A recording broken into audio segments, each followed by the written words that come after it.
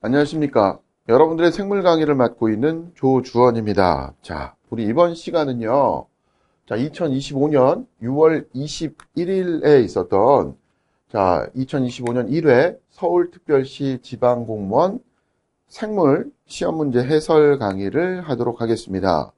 자, 일단 시험에 대한 총평을 하자면요.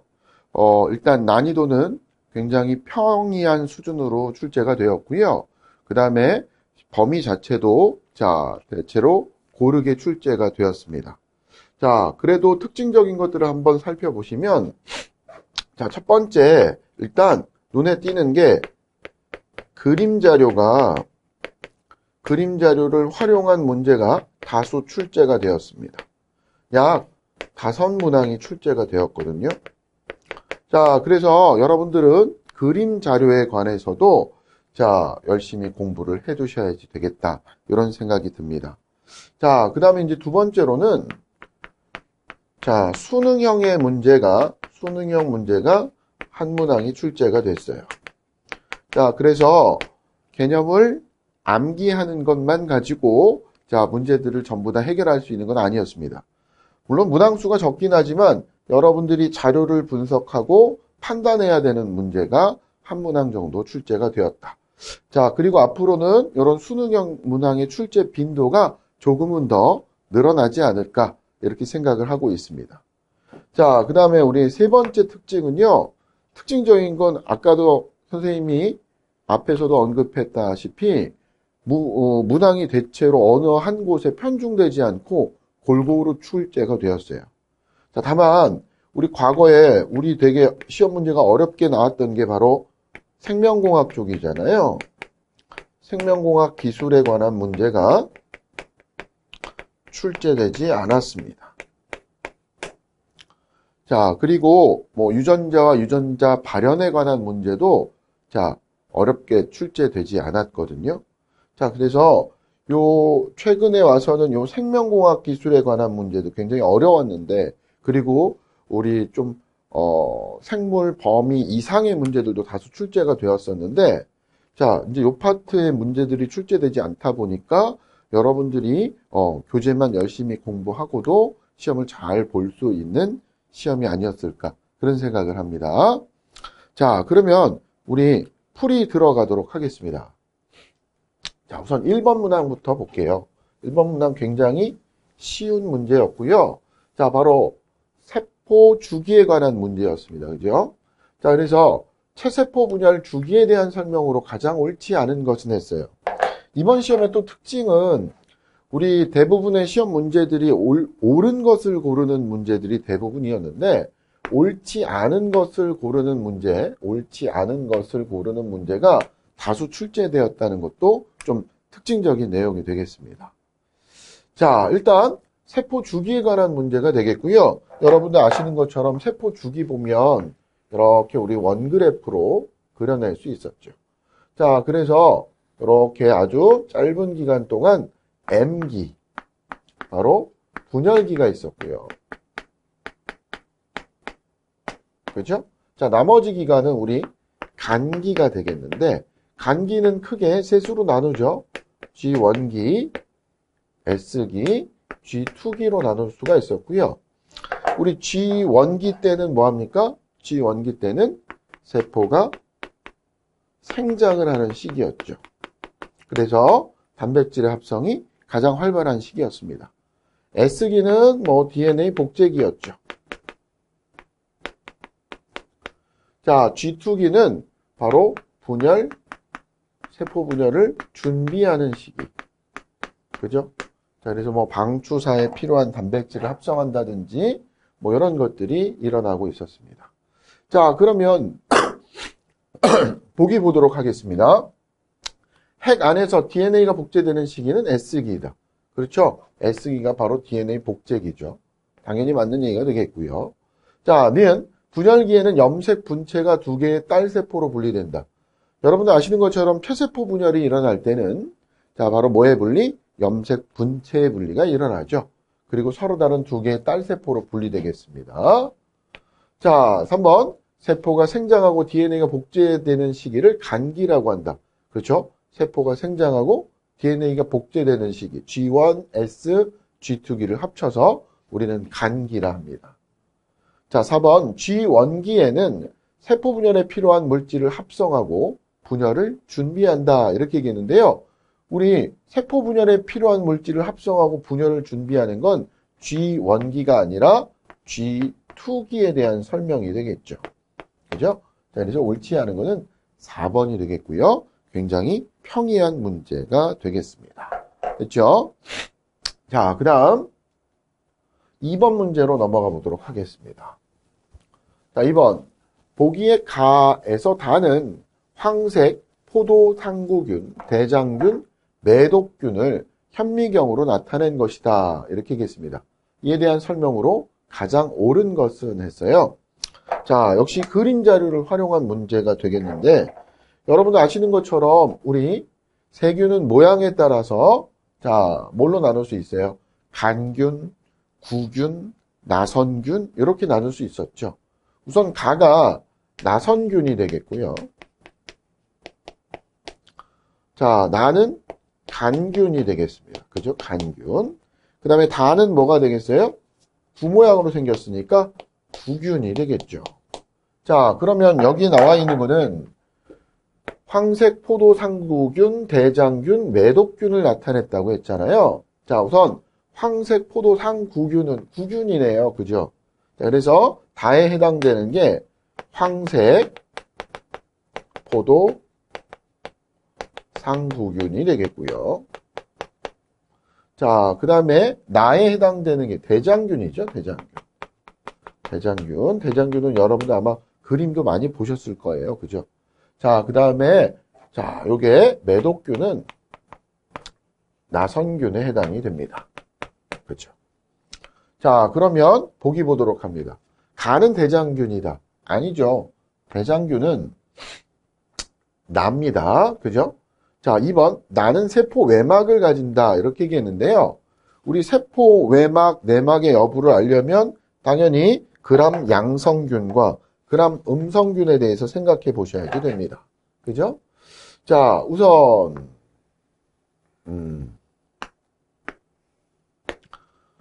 그람 양성균이 있었고요. 그람 음성균이 있었죠.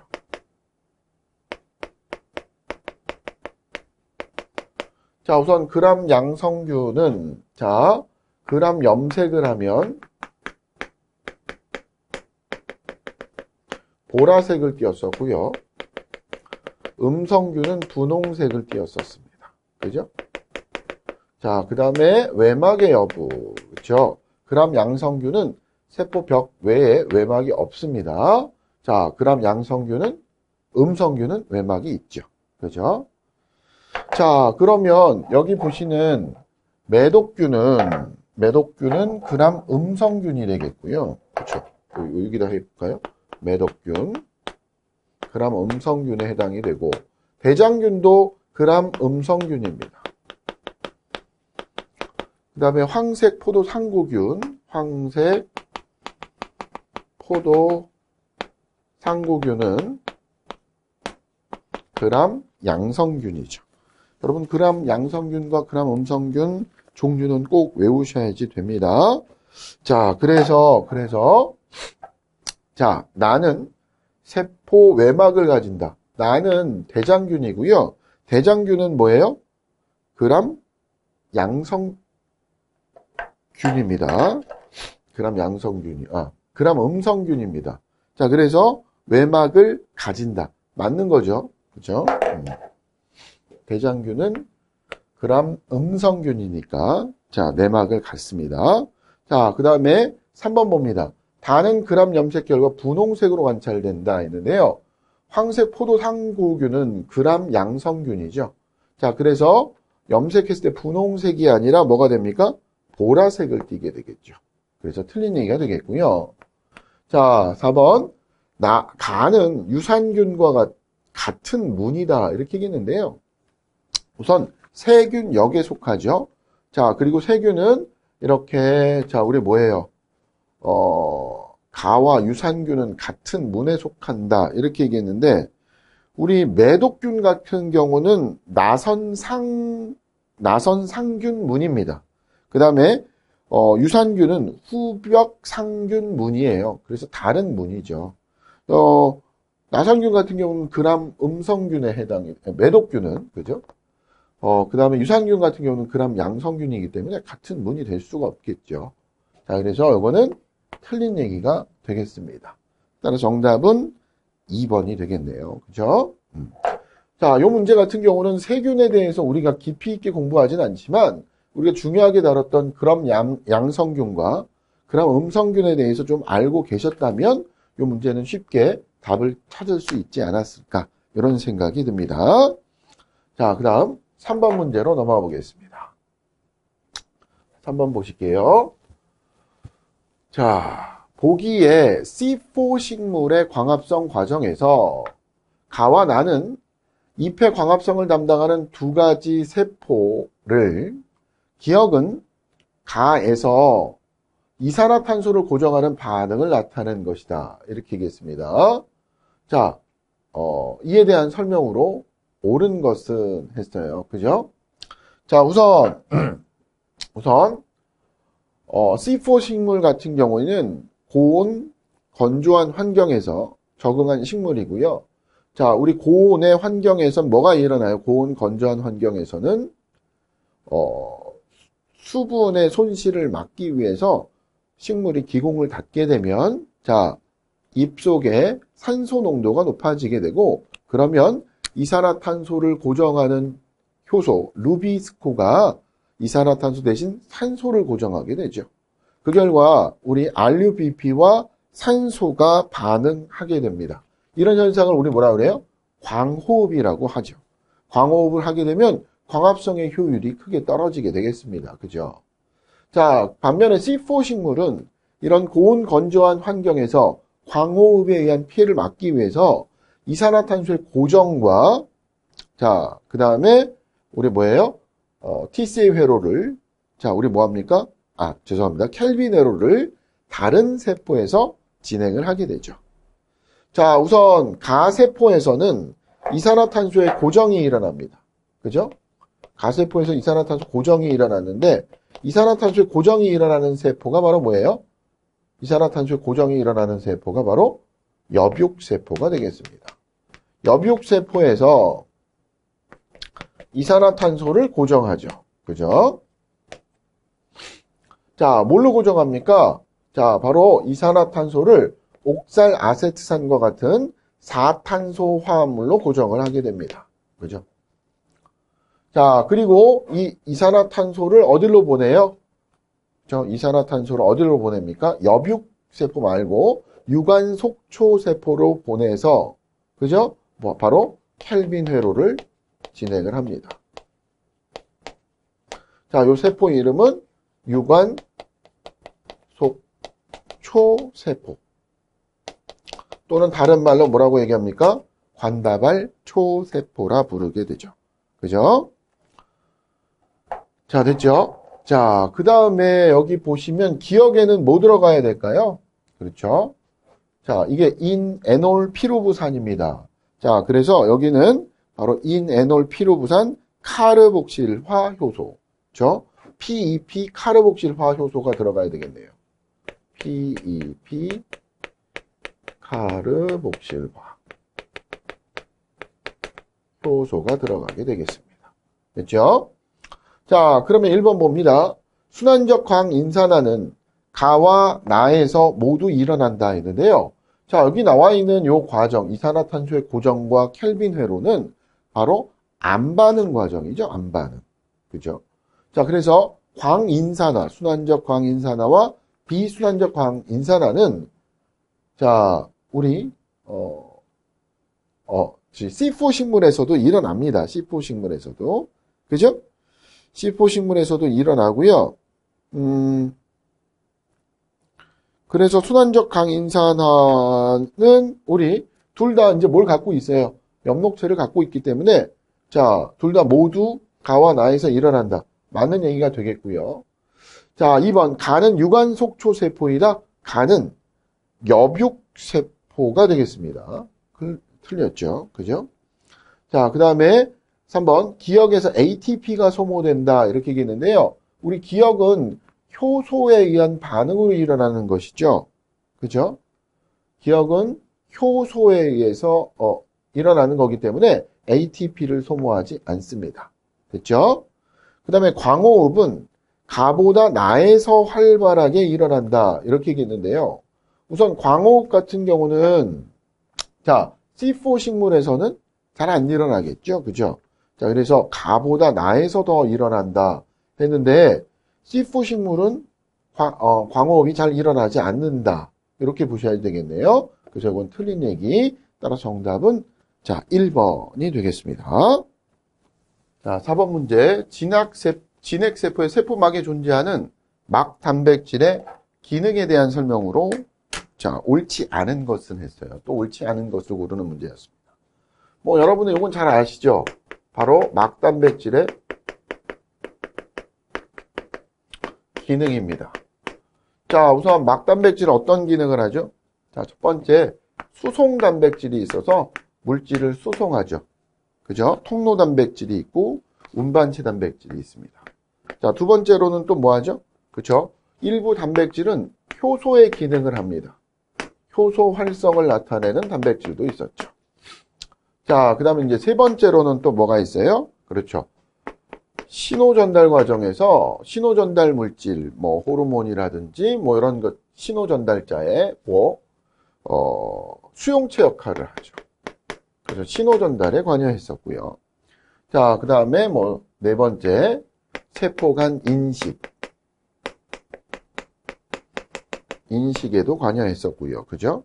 자, 그 다음에 다섯 번째로 자, 세포 간 결합.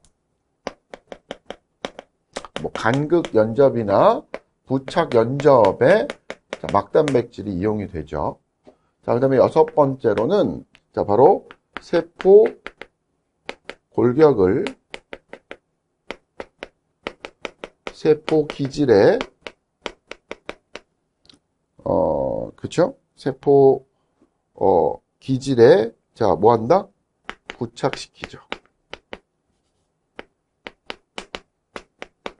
뭐 이런 기능 정도 생각해 보시면 되겠습니다. 자, 그럼 볼게요. 1번. 자, 수용체로 작용해서 화학적 신호를 감지한다 했죠. 그쵸? 우리. 그래서 신호 전달 물질의 수용체로 작용해서 화학 신호를 감지하게 됩니다. 자, 2번. 세포막의 주된 에너지원으로 ATP를 생성한다? 자, ATP를 생성하는 기능이 막단백질한테 있지는 않죠. 당연히 틀린 얘기가 되겠고요. 자, 3번. 특정 용질의 수송에 관여한다. 그렇죠. 수송에 관여하는데요. 자, 막단백질은 뭐 예를 들어서 나트륨이온만 통과시키는 단백질이 있고 아미노산만 통과시키는 단백질이 있고 그래서 특정 용질의 수송에 관여한다. 맞는 얘기가 되겠습니다. 4번 세포 간 결합이나 그죠? 세포 간 결합이나 세포 골격에 부착하는 데 관여한다. 틀린 게 없지요. 따라서 정답은 2번을 고르시면 되겠습니다. 됐죠? 자, 그다음 5번 문제로 넘어가 보겠습니다. 자, 5번. 자, 관계와 명반응에 대한 설명으로 옳은 것을 보기에서 모두 고른 것은 했어요. 그렇죠? 자, 기억 봅니다. 관계는 틸라코이드 내부 중심에 존재한다 했는데요. 자, 관계는 어디 존재합니까? 틸라코이드 내부 중심이 아니라 틸라코이드 막에 존재하는 거였죠. 그래서 틀렸습니다. 그죠? 자, 니은 관계의 중심 색소는 P700과 P680이 있다. 이렇게 얘기했는데요. 자, 관계 1은 뭐가? P700이 자, 바로 반응 중심 색소였고요. 자, 관계 2는 P680이 반응 중심 색소였습니다. 자, 그래서 맞는 얘기가 되겠습니다. 자, 디귿. 비순환적 전자 흐름으로 방출된 전자가 NADP 플러스로 되는 과정이다. 자, 그렇죠. 비순환적 광인산화에서는 우리 전자가 전자 전달계를 빠져나와서 뭐하고 결합합니까? 그렇죠. NADPA 플러스와 자, 뭐가? 수소이온 두 개가 결합을 해서, 그죠? 두 개의 전자를 얻죠? 자, 그래서 뭐가 됩니까? 두 개의 NADPH가 되고요. 그러면서 뭐가? 우리 수소이온이 하나 떨어져 나오게 되죠. 그죠? 자, 그래서 맞는 보기가 되겠네요. 자, 그 다음에 리을, 순환적 전자 흐름은 관계 2에서 일어난다 했는데, 여러분도 아시는 것처럼 우리 순환적 광인산화는 어디서 일어납니까? 관계 1에서 일어나고요. 자, 그 다음 비순환적 광인산화는 관계 1과 관계 2에서 같이 일어나죠. 그렇죠? 자, 그래서 순환적 광인산화는 관계 2에서 일어난다? 틀린 보기가 되겠는데요. 따라서 정답은 우리 니은 디귿 3번이 되겠습니다. 그죠? 굉장히 쉽게 나왔습니다. 자, 그 다음 6번 문제로 넘어가 보도록 하겠습니다. 자, 사람의 소화 효소에 대한 설명으로 가장 옳은 것은 했습니다. 그렇죠? 자, 볼게요. 1번. 트립신은 자, 위에서 분비된다 했는데요. 트립신은 여러분들 이자액의 성분이죠. 자, 그래서 위가 아니라 이자에서 분비됩니다. 자, 그래서 틀렸고요. 자, 2번. 키모트립신은 핵산을 분해한다. 이렇게 얘기했는데요. 키모트립신은 뭐합니까? 트립신과 마찬가지로 이자에서 분비돼서 우리 폴리펩타이드를 자, 디펩타이드, 트라이펩타이드로 분해하죠. 자, 그래서 핵산을 분해하는 거 아니네요. 자, 그 다음에 3번. 말테이스는 다당류를 엿당으로 분해한다 했는데요. 말테이스는 엿당을 포도당으로 분해하는 효소죠. 엿당은 이당류고요. 그죠? 포도당은 단당류예요. 이당류를 단당류로 분해하는 효소지 다당류를 분해하는 효소는 아니네요. 자, 4번. 라이페이스는 지방의 에스테르 결합을 분해한다 했는데요. 여러분들 아시는 것처럼 자, 지방은 글리세롤에 자, 지방산 세분자가 에스테르 결합을 하고 있어요. 라이페이스는 이 에스테르 결합을 끊어서 지방을 자, 바로 지방산과 에스테롤, 글리세롤로 분해해 주죠. 그죠? 자, 그래서 에스테르 결합을 분해한다. 맞는 얘기가 되겠습니다. 자, 따라서 정답은 4번이 되겠네요. 됐죠? 자, 그 다음에 7번 문제 보도록 하겠습니다. 자, 7번 문제가 조금 어려웠던 친구들이 있었을 것 같은데요. 자, 아세틸콜린과 가바는 모두 신경세포 말단에서 시냅스로 방출되어서 신경 신호 전달에 관여하는 대표적인 신경 전달 물질이죠. 그렇죠? 자, 이 두 물질의 작용 방식에 대한 설명으로 옳지 않은 것을 내는데요. 우선 뭐 아세틸콜린 가장 대표적인 신경 전달 물질이죠. 자, 그래서 뭐 합니까? 다음 뉴런에 탈분극을 유도한다든지 뭐 이런 신경 전달 물질이 되겠고요. 자, 가바는 주로 중추신경계, 즉 뇌의 활동을 조절하는 자, 뭡니까? 얘는 억제성 신경 전달 물질이었죠. 그렇죠? 자, 그러면 보겠습니다.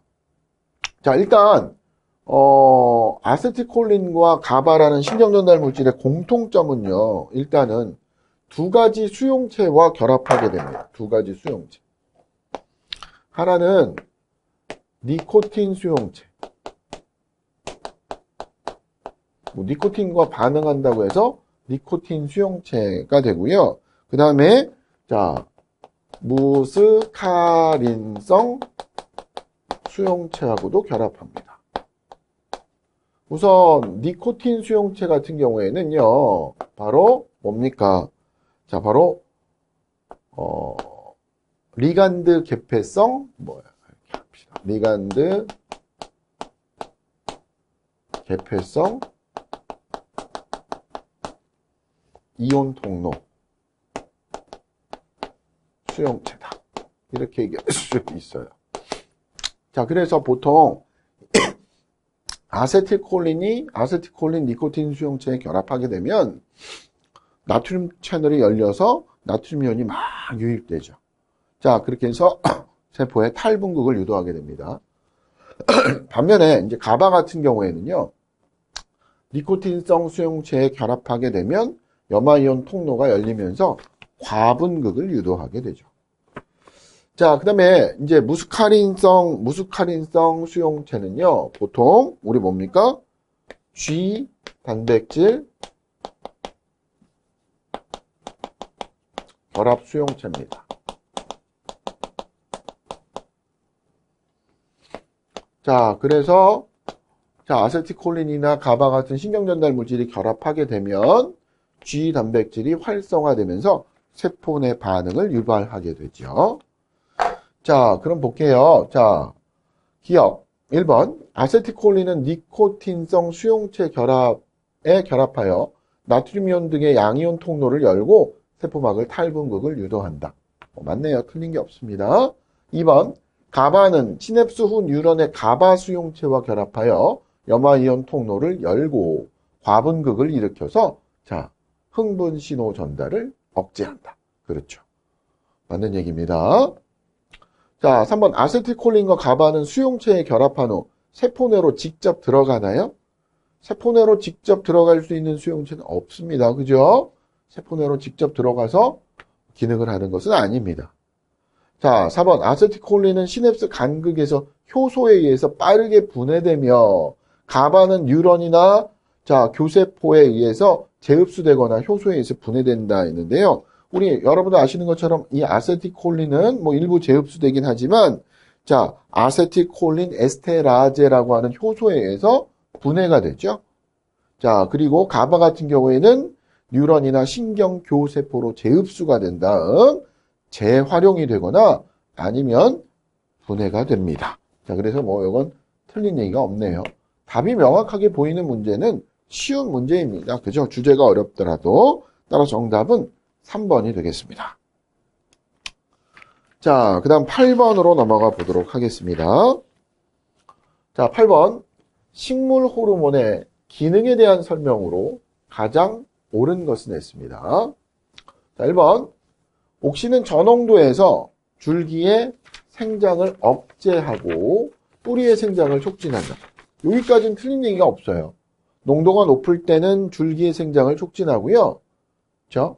자, 농도가 낮을 때는 뿌리의 생장을 촉진하니까 저농도에서 줄기의 생장을 억제하고 뿌리의 생장을 촉진하는 역할을 한다. 틀린 게 없죠. 측지, 뭐예요? 곁가지 얘기하는 거죠. 곁가지의 발달을 유도한다. 곁가지의 발달을 억제해서 뭐합니까? 바로 정단, 우성을 자, 촉진시키죠. 유도하죠. 자, 측지의 발달을 억제해야 되겠습니다. 틀렸고요. 자, 사이토키닌은 뿌리의 생장을 촉진하고 뭐 여기까지는 틀린 얘기가 없습니다. 자, 잎과 줄기의 노화를 빠르게 유도하는 호르몬이다 이렇게 얘기했는데요. 자, 잎과 줄기의 노화를 유도하는 게 아니라 억제하는 호르몬입니다. 그죠? 그래서 이건 틀렸습니다. 3번 보겠습니다. 에틸렌은 열매 성숙을 촉진하며 틀린 게 없어요. 줄기의 수직 방향 생장을 촉진하고 잎의 생장을 유지한다 했는데요. 자, 일단 줄기가 뭐합니까? 우리 에틸렌이 뭐 일으켜요? 삼중 반응 일으키잖아요. 그래서 줄기가 굽어 자라게 만드는 거지. 자, 수직 방향으로 생장을 촉진하진 않아요. 그죠? 자, 그러니까 이건 일단 틀린 얘기가 되겠고요. 여러분도 아시는 것처럼 에틸렌은 잎의 생장이 아니라 잎의 탈리를 촉진시키죠. 그렇죠? 잎이 떨어져 나가게 만듭니다. 그래서 3번도 틀렸네요. 자, 4번 보겠습니다. 지베렐린은 줄기의 길이 생장을 촉진하고 종자의 발화를 유도한다. 뭐 틀린 내용이 없습니다. 그죠? 자, 그래서 정답은 4번이 되겠습니다. 자, 그 다음 9번으로 넘어가 보도록 하겠습니다. 자, 9번입니다. 자, 사람의 신경계에 대한 설명으로 가장 옳지 않은 것은 했어요. 자, 1번 보겠습니다. 중추신경계는 뇌와 척수로 구성된다. 뭐 틀린 게 없네요. 그죠? 맞습니다. 자, 2번. 척수의 회색질은 주로 축삭돌기로 구성된다. 있는데요. 여러분들, 자, 우리 척수나 뇌에서, 그죠? 회색질은, 자, 뭐가 모여 있어요? 신경세포체가 모여 있는 거고요.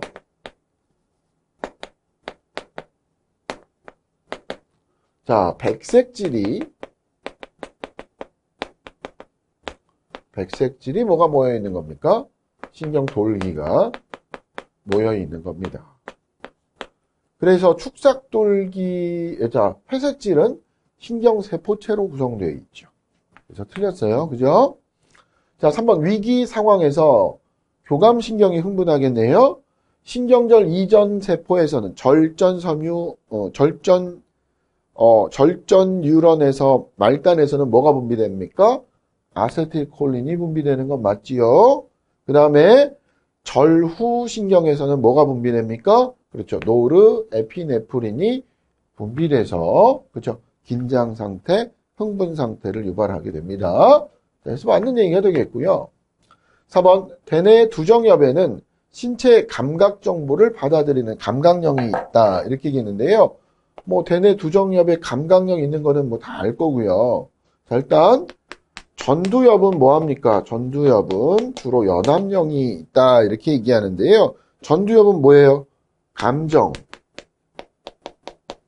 그 다음에 뭐 운동, 자, 그 다음에 지적 기능, 이런 것들을 담당하고요. 그 다음에 두정엽은 뭐합니까? 자, 두정엽은 공간, 피부, 미각, 이런 감각을 담당하고요. 그죠? 자, 그래서 몸의 자세, 위치, 이런 것들을 감지한다 보시면 되겠습니다. 자, 그 다음에 측두엽에서는요. 자, 우리 측두엽은 뭐합니까? 기억을 담당하고요. 자, 그 다음에 후각과 청각의 중추이죠. 자, 그 다음에 후두엽에는 뭐가 있습니까? 그렇죠. 시각을 담당하는 중추가 있겠습니다. 자, 이 정도는 기억을 해 두시는 게 좋겠어요. 자, 그래서 여기 대뇌 두정엽에는 감각 정보를 받아들이는 감각령이 있다. 그렇죠? 이거 다 감각령이죠. 자, 그래서 옳지 않은 것은 바로 2번이 되겠네요. 됐죠? 자, 그 다음에 10번으로 넘어가 보도록 하겠습니다. 자, 효소의 경쟁적 저해제의 주요 작용 기전에 대한 설명으로 옳은 것은 했어요. 우선 경쟁적 저해제에 대해서 나왔어요. 여러분 아시는 것처럼 경쟁적 저해제는 효소와 닮은 물질로 효소의 활성 부위에 결합해서 효소와 기질이 결합하는 것을 방해해서 효소의 작용을 저해하는 물질이 되겠습니다. 자, 그러면 1번. 효소의 활성 부위가 아닌 곳에 결합하여 효소를 비활성화시킨다. 경쟁적 저해제는 효소의 활성 부위에 결합하죠. 그럼 활성 부위가 아닌 곳에 결합하면 우리 뭐라고 그래요? 비경쟁적 저해제에 대한 설명이 되겠죠. 그러니까 틀렸고요. 자, 2번. 효소를 분해하여 기능을 소멸시킨다. 말도 안 되는 거고요. 3번. 효소의 활성 부위에 결합하여 기질의 결합을 방해한다. 정확한 표현이 되겠습니다. 4번. 효소를 영구적으로 변형시킨다. 자, 경쟁적 저해제가 효소를 변형시키는 건 아니고요. 영구적인 것도 아니죠. 자, 그래서 틀린 얘기가 되겠습니다. 따라 정답은 3번이 되겠습니다. 자, 11번으로 넘어가 보도록 하겠습니다. 자, 태반을 통과하여 태아의 수동 면역을 담당하는 항체는 했는데요. 자, 우선 수동 면역을 담당하는 항체는 IgG하고 IgA가 있죠.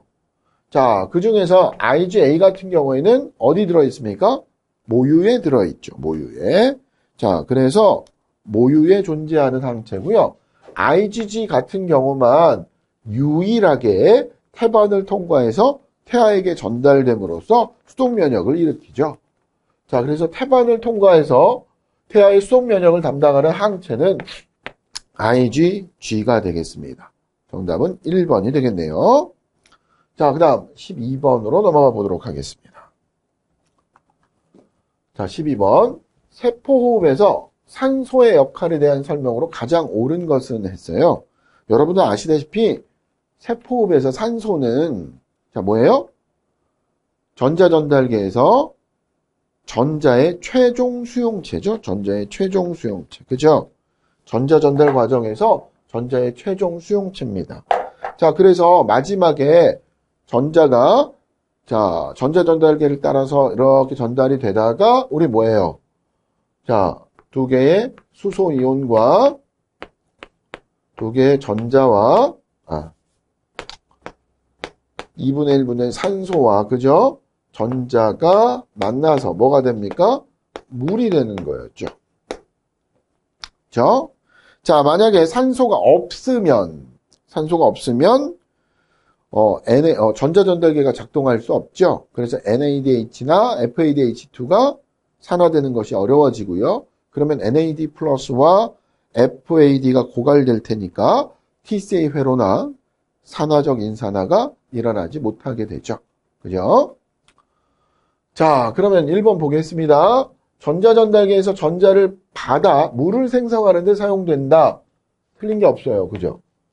2번 해당 과정에서 포도당을 산화시키는 데 필수적이다. 해당 과정에 관여하지는 않죠. 그죠? 해당 과정은 효소에 의해서 일어나는 겁니다.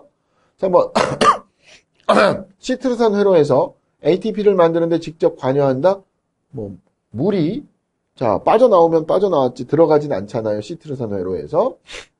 4번 ATP 합성 요소의 구조를 안정화시킨다. 이것도 생뚱맞은 얘기가 되겠네요. 그래서 정답은 1번이 되겠습니다. 됐죠? 13번으로 넘어가 보도록 하겠습니다. 13번 보기 1은 심장의 전도체와 구성요소 AC를 나타낸 것이다 했어요. 이에 대한 설명으로 옳은 것을 보기 2에서 고르래요. 자, 일단 여기 A가 보이죠? A가 뭘까요? 그렇죠. 동방결절이겠는데요. 동방결절. 그죠?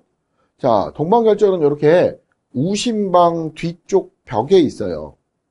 그 다음에 B는 뭐쯤 될까요? B는 심방과 심실 사이에 경계인 심방 중격 하부에 위치한다고 합니다. 뭐예요? 방실결절이죠. 여러분들 아시는 것처럼 동방결절이 제1박동원이고요. 동방결절이 흥분하면 심방이 수축합니다.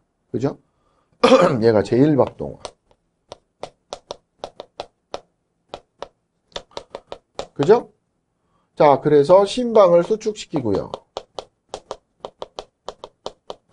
자, 그러면서 동방결절의 흥분이 방실결절로 전달이 되면 방실결절이 바로 제2박동원이 되겠습니다. 자, 그래서 얘는 뭐 한다? 심실을 수축시키게 됩니다. 자, 그러면 기억. A는 방실결절이다 했는데요. A는 동방결절이네요.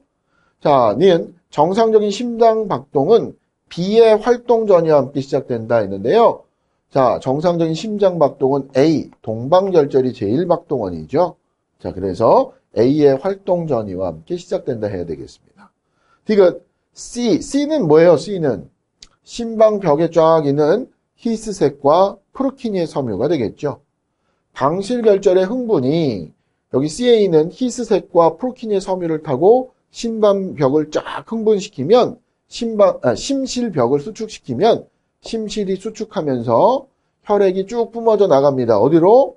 동맥으로. 그죠? 그래서 C의 활동 전이가 전달되면 심실이 수축하여 혈액이 동맥으로 빠져나간다.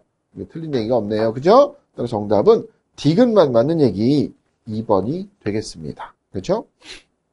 자, 그 다음 14번으로 넘어가 보도록 하겠습니다. 자, 락오페론은 그렇죠? 저당 오페론이죠. 대장균에서 저당을 분해하는 데 필요한 효소를 발현하기 위해서 조절되는 유전자 집단이다. 락 오페론 조절 메커니즘에 대한 설명으로 옳은 것은 했는데요.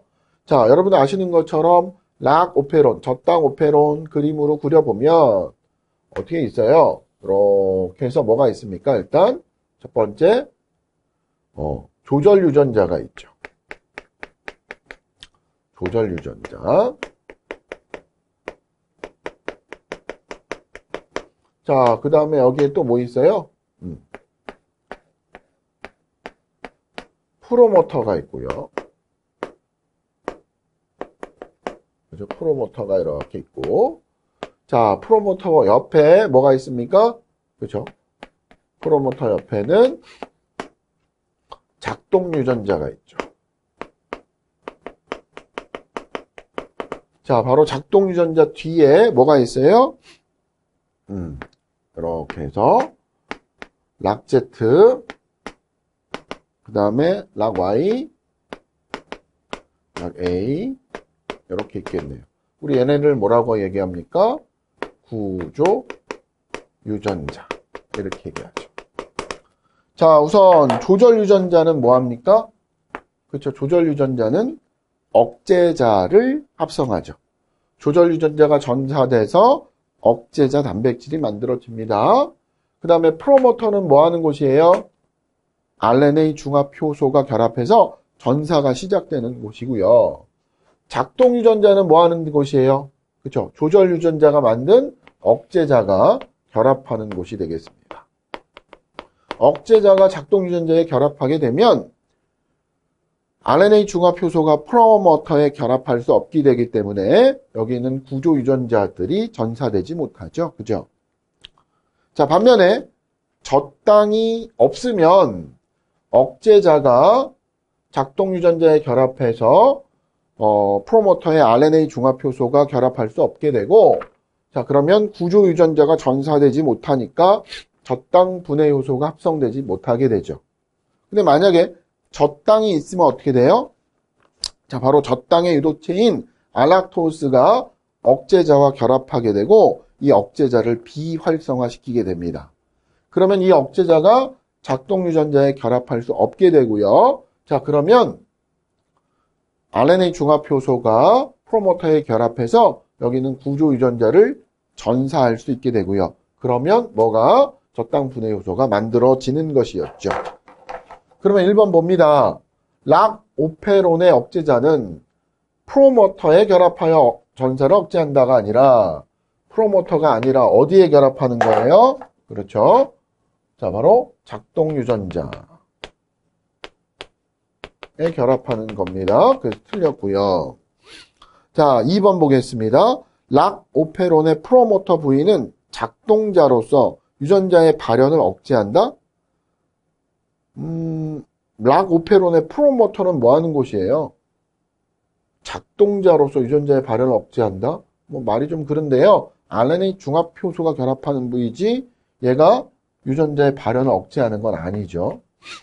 자, 3번. 저당이 존재하면 조절 유전자에서 생성된 억제자가 비활성화됩니다. 그러면 작동 유전자에서 결합해 있지 못하고 떨어져 나오게 되겠죠. 그러면 RNA 중합 효소가 프로모터에 결합해서 구조 유전자를 전사하게 되겠습니다. 맞죠? 자, 4번. 락 오페론의 전사는 저당이 존재할 때 작동 부위에서 mRNA의 합성을 촉진한다. 작동 부위에서 mRNA의 합성을 촉진한다. 뭐 작동 부위가 억제자가 결합되어 있지 못하니까 자, 바로 구조 유전자의 전사를 이게 맞네요. 미안합니다. 3번이 맞네요. 저당이 존재하면 조절 유전자에서 생성된 억제자가 작동 부위에서 떨어져 나오게 되죠. 여기 맞고요. 4번에 보시면 저당이 존재할 때 작동 부위에서 mRNA 합성이 촉진된다가 아니라 구조 유전자에서 mRNA 합성이 촉진돼야죠. 여기가 전사되는 건 아니죠. 자, 그래서 틀렸습니다. 따라서 정답은 3번을 고르시면 되겠네요. 자, 15번 문제로 넘어가 보도록 하겠습니다. 자, 15번. 뇌하수체 후엽에서 분비되는 호르몬은 했네요. 뭐 쉬운 문제가 되겠습니다. 자, 세크레틴 했는데요. 세크레틴 어디서 분비됩니까? 세크레틴은 12지장 벽에서 분비돼서요. 이자에게 분비를 촉진시키죠.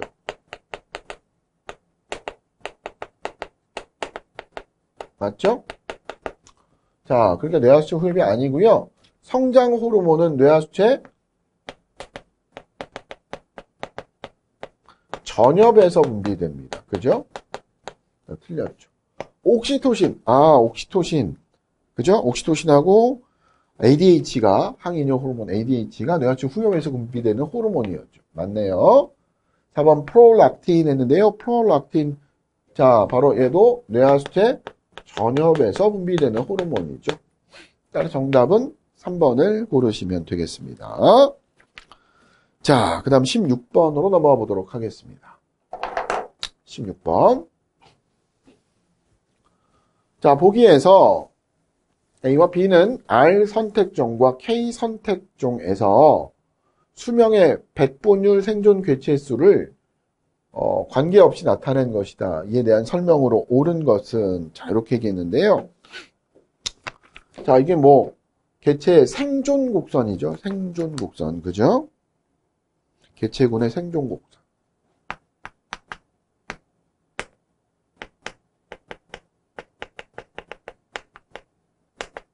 곡선이 되겠고요.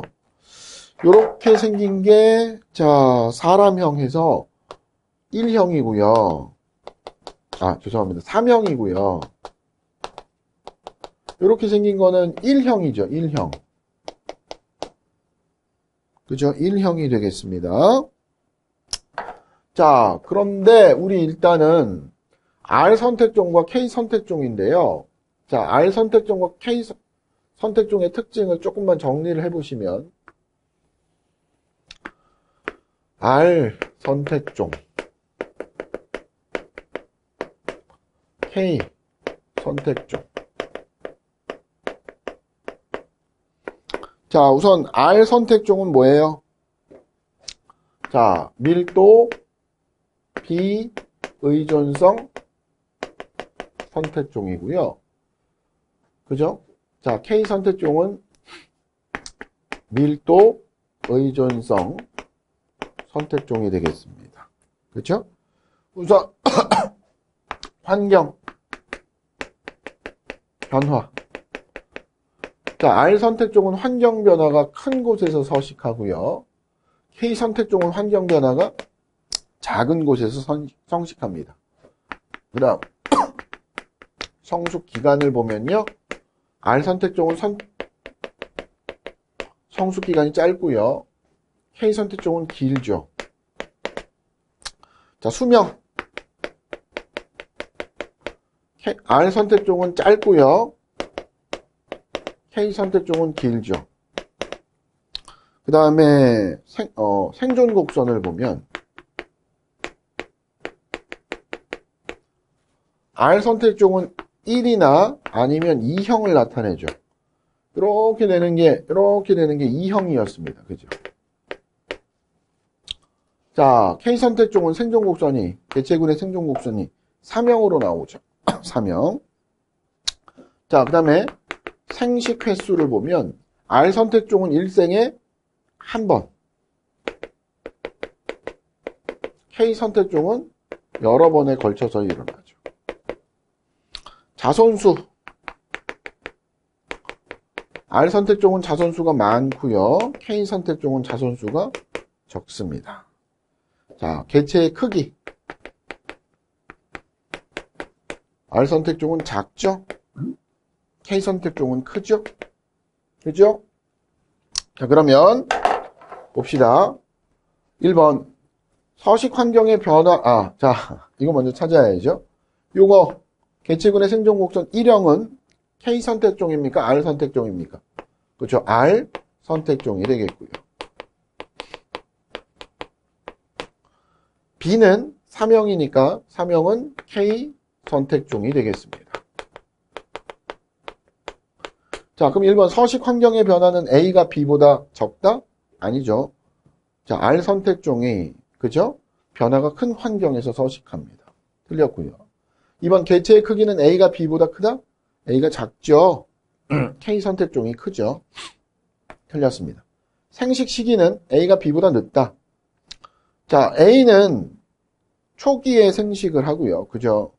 자, B는 일생 동안, 그죠? 성체가 된 이후부터는 계속 생식을 합니다. 그래서 생식 시기는 A가 빠르다고 보셔야 돼요. 4번 자손의 수는 A가 B보다 많다. 너무 쉽네요. R 선택종의 개체 숫자가, 자손의 숫자가 K 선택종보다 많죠. 자, 이렇게 어려운 내용이 나왔어도 보기가 쉬우면 쉬운 문제라고 분류하셔야죠. 따라서 정답은 4번이 되겠습니다. 자, 17번 보도록 하겠습니다. 17번. 자, 선생님이 앞서 얘기했다시피 수능 형태의 문제가 한 문제가 출제가 됐는데요. 그게 이제 17번 문항이라고 보시면 될 것 같습니다. 자, 보기는 쥐의 털 색깔에 관한 자료이다. 이에 대한 설명으로 옳은 것은 했어요. 그죠? 자, 볼게요. 야생형 쥐 털 색깔은 흰색, 회색, 검정색의 세 가지가 있고 두 효소 기역과 니은의 발현 여부에 따라 결정된다. 기역과 니은은 각각 유전자 라지 A, 라지 B가 암호화하며 유전자 라지 A, 라지 B는 서로 다른 염색체에 존재한다. 자, 기역과 니은을 만들지 못하는 유전자 스몰 a, 스몰 b는 각각 라지 A와 라지 B에 대해서 대립 유전자이다. 표는 A 대 B의 양성 잡종 교배 실험을 통해서 얻은 2세대 자손의 표현형이다. 이렇게 얘기했는데요. 자, 우선 지금 보니까 털 색깔이 흰색, 회색, 검정색이 있고요. F2의 자손의 비율이 3대 4대 9래요.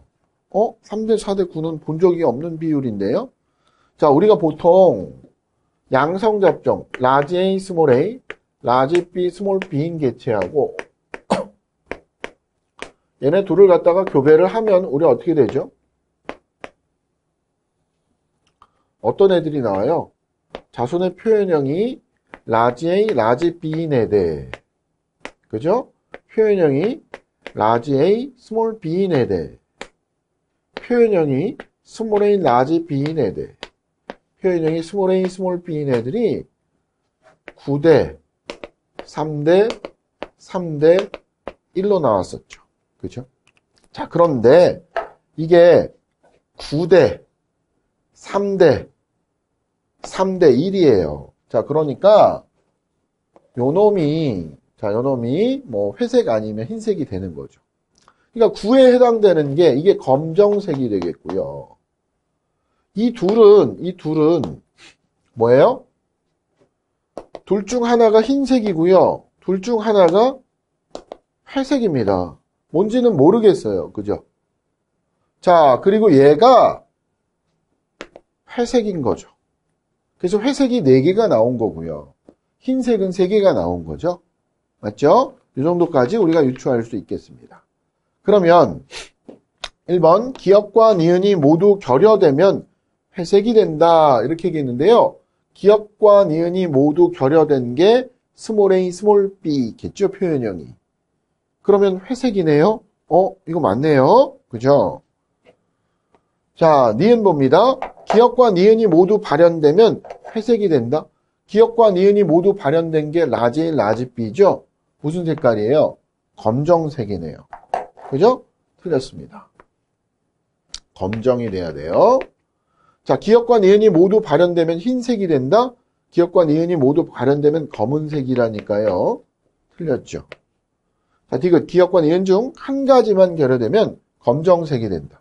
한 가지만 결여되면 라지 A, 스몰 b 또는 스몰 a, 라지 b가 될 테니까 흰색 아니면 회색이 되는 거죠.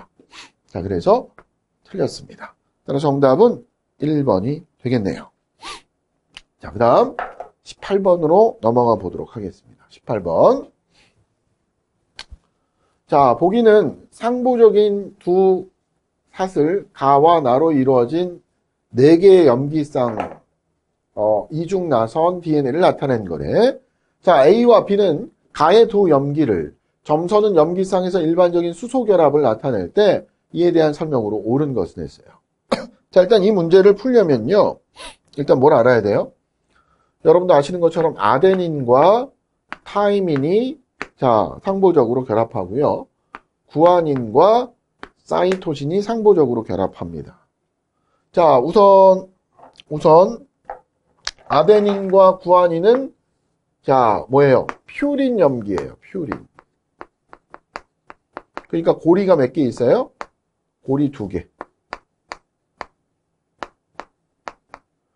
자, 타이민과 사이토신은 뭐예요? 타이민과 사이토신은 피리미딘이에요. 그럼 고리 몇 개? 1개. 자, 그리고 이중 나선에서 자, 아데닌과 타이민은 이중 수소 결합을 하고요. 구아닌과 사이토신은 3중 수소 결합을 해요. 그죠? 자, 그러면 우리 그림만 보고도 아데닌과 구아닌, 타이민, 사이토신을 찾을 수 있을 것 같은데요.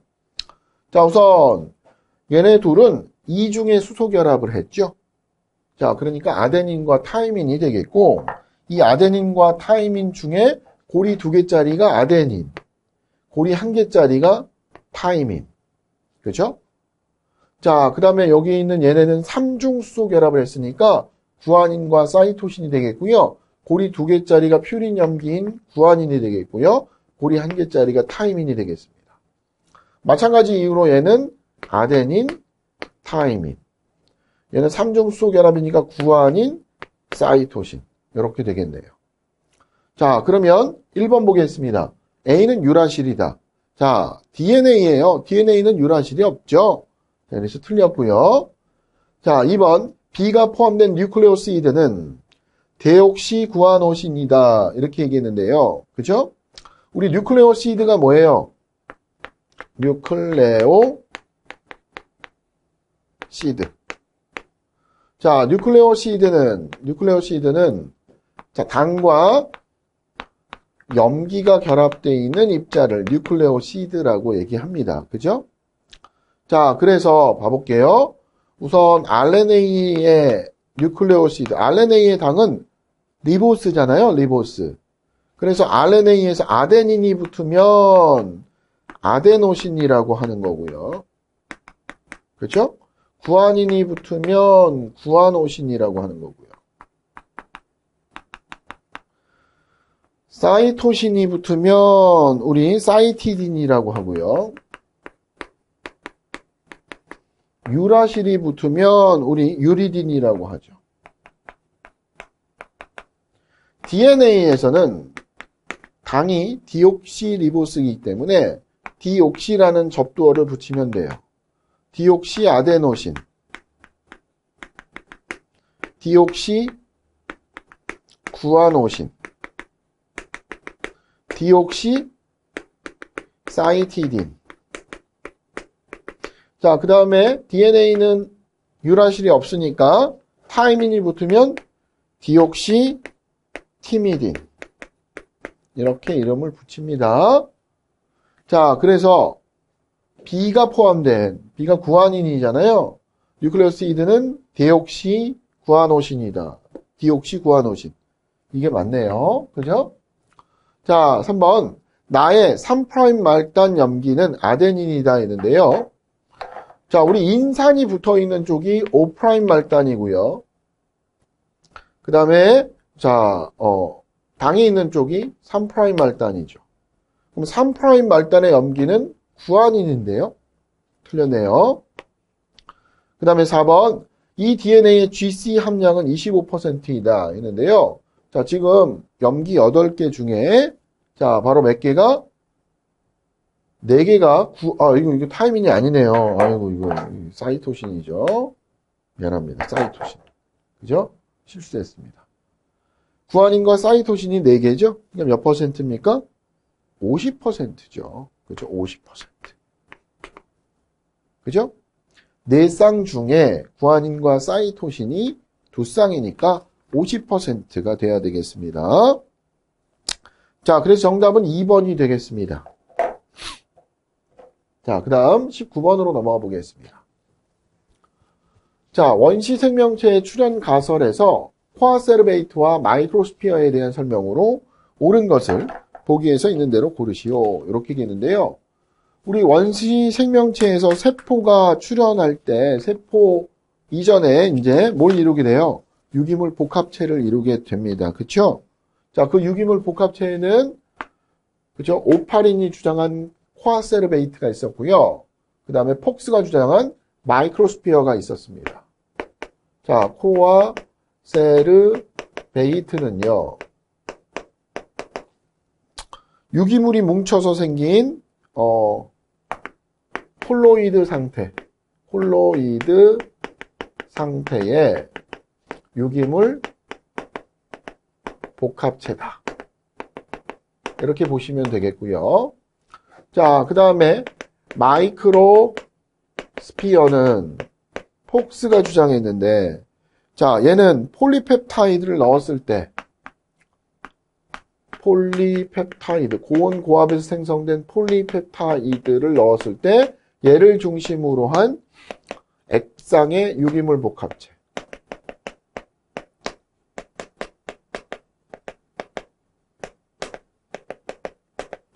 제가 되겠습니다. 자, 그러면 기억. 코아세르베이트는 탄수화물, 단백질, 핵산 등의 유기물 복합체이다. 뭐 틀린 게 없죠. 자, 마이크로스피어는 세포막과 다른 비특이적 투과성을 가진다 했는데요. 마이크로스피어는 자, 일단 세포 이전의 유기물 복합체로 보는 근거는 세포막과 같은 막특이성을 갖는다는 겁니다. 그렇죠? 얘도 유기물 이중층으로 이루어진 막을 갖고 있거든요. 그러다 보니까 세포막과 비슷한 투과성을 갖게 돼요. 자, 그래서 이거는 틀린 얘기가 되겠습니다. 자, 디귿. 코아세르베이트는 세포의 원형질과 비슷하지만 물질을 흡수, 분열하는 등은 할 수 아니죠. 물질을 흡수하기도 하고 어느 정도 커지면 분열하기도 합니다. 그렇죠? 이거 틀린 보기가 되겠고요. 자, 리얼. 마이크로스피어는 출하와 분열 같은 특징을 나타내기도 한다.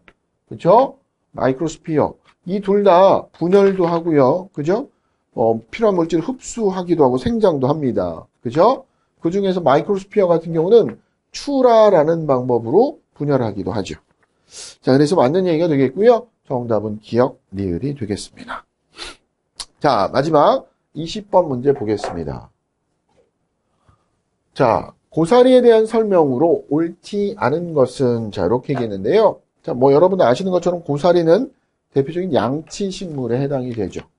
양치식물은 뭡니까? 종자를 생산하지 않는다. 그렇죠. 포자를 통해서 번식하지 종자, 씨앗을 만드는 종자식물이 아니죠. 자, 그 다음에 2번. 포자체에는 관다발이 발달해 있다. 이렇게 얘기했는데요. 자, 고사리의 본체는 포자체고요. 바로 이 포자체는 뿌리, 줄기, 잎의 구별이 있죠. 그래서 헛물관을 가진 관다발이 발달합니다. 맞고요. 자, 그 다음에 3번. 수정을 위해서 물이 필요하다 했는데요. 자, 우리 배우체에서 만들어진 정자와 난자가 수정을 할 때는 물 속에서 수정이 됩니다. 그래서 물이 필요한 거 맞아요. 자, 배우체는 자가 영양이 불가능하다. 우리 고사리의 배우체 전엽체라고도 하죠. 자, 이 전엽체는 영록체를 가지고 있어요. 그래서 광합성을 할 수 있습니다. 그죠? 광합성을 한다는 얘기가 영양물질을 스스로 만드는 거니까 자가 영양이 가능하다는 얘기죠. 그죠? 그래서 전엽체는 자가 영양이 불가능한 게 아니라 가능합니다. 그죠? 아, 이게 1번이 맞네요. 미안합니다. 요게 틀렸네요. 그죠? 그래서 정답은 4번이 되겠습니다. 자, 여러분들 이렇게 해서 여러분들 시험 문제 풀어보셨는데요. 어떻죠? 기존의 시험 문제보다는 조금 답을 찾는 게 용이하고요. 주제들도 비교적 생물 전범위에 골고루 걸쳐서 쉬운 개념들의 문제들이 출제가 되었어요. 다만 이제 뭐 지엽적인 부분에 대한 문제들도 다 출제가 되었기 때문에 그런 내용들을 안 보신 분들은 특정 문제들이 아마 어려웠을 겁니다. 그렇죠? 자, 그렇지만 여러분은 이제 기존에 이제 뭐 2020년, 2021년 이때보다 문제가 많이 쉬워져 있고요. 유전공학 쪽의 문제들이 많이 배제가 되다 보니까 조금 더 쉽게 느껴졌던 것 같습니다. 뭐 일단 어차피 똑같은 문제는 다음 시험엔 출제되지 않죠. 자, 그러니까 여러분들이 어떤 난이도라든지 출제 경향을 판단하는데 참고 자료로만 활용하시는 게 좋을 것 같고요. 다만 기존에 이렇게 출제되었던 주제 같은 경우는 내가 빈틈없이 확실하게 공부해 두시는 게 좋을 것 같습니다. 자, 수고하셨습니다.